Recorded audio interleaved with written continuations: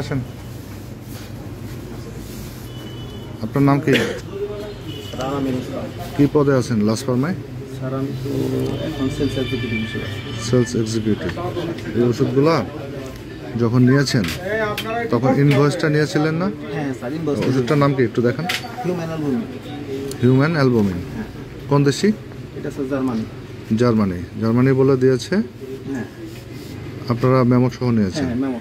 কিন্তু ফাইনালি আমরা এটা যখন ইনভেস্টিগেট করলাম ভোক্তা অধিকার থেকে, তখন আমরা দেখলাম যে এই মেমোটা বানানো, যে সাপ্লায়ার, সেই সাপ্লায়ার থেকে বানানো। উনি কী বলেছে, উনি কোথা থেকে বানাচ্ছে? এই টাঙ্গাইল থেকে বানাচ্ছে, তাই তো?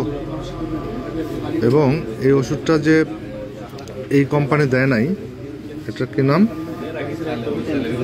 International agency. হ্যাঁ, ইন্টারন্যাশনাল এজেন্সির এটা সেল বন্ধ অনেক দিন ধরে।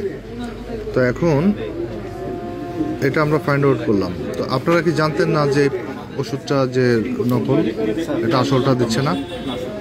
লাস্ট ফার্মার উপর মানুষের যে আস্থা ভরসা, সেই জায়গাটা তো আপনারা আজকে রাখলেন না।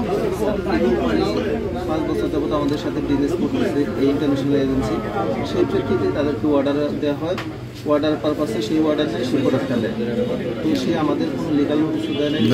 এখন তো নিশ্চিত হয়েছেন যে এটা নকল ওষুধ? হ্যাঁ, এটা কোম্পানি এখন স্বীকার গেছে যে নকলভাবে নকল ওষুধ। আচ্ছা, এই নকল ওষুধ লাস্ট ফার্মার বিক্রির জন্য ভোক্তা অধিকার আইনে আজকে আপনাদেরকে 2 লাখ টাকা জরিমানা করেছি, এবং সেই সাথে সতর্ক করছি ভবিষ্যতে যেন এই ধরনের নকল বা ভেজাল ওষুধ আপনাদের এই প্রতিষ্ঠানে আর না আসে। যদি পুনরায় এটা করেন তাহলে আমরা কিন্তু এইভাবে আপনাদের প্রতিষ্ঠান বন্ধ করে দেবো। যদি আপনাদের নেক্সট টাইম এই একই ঘটনা ঘটে, মানে কোনো ধরনের ভেজাল ওষুধ যদি আপনাদের এখানে আসে, আমরা কিন্তু সর্বোচ্চ কঠোর ব্যবস্থা নেব। আমাদের শুধু জাতীয় ভোক্তা অধিকার সংরক্ষণ টাঙ্গাইল জেলা কার্যালয় থেকে আমরা একটা অভিযোগের ভিত্তিতে লাস্ট ফার্মা যে টাঙ্গাইলের যে ব্রাঞ্চ আছে, আমরা সেখানে অভিযান চালিয়েছি আজকে।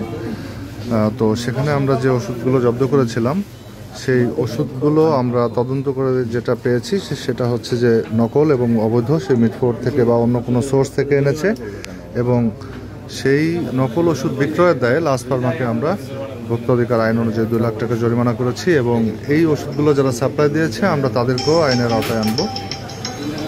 তো নকল ভেজাল বা যে কোনো ধরনের অবৈধ ওষুধ কোথাও যদি বিক্রয় হয়, এরকম তথ্য থাকে আমাদের হটলাইন 16121 নাম্বারে জানাবেন।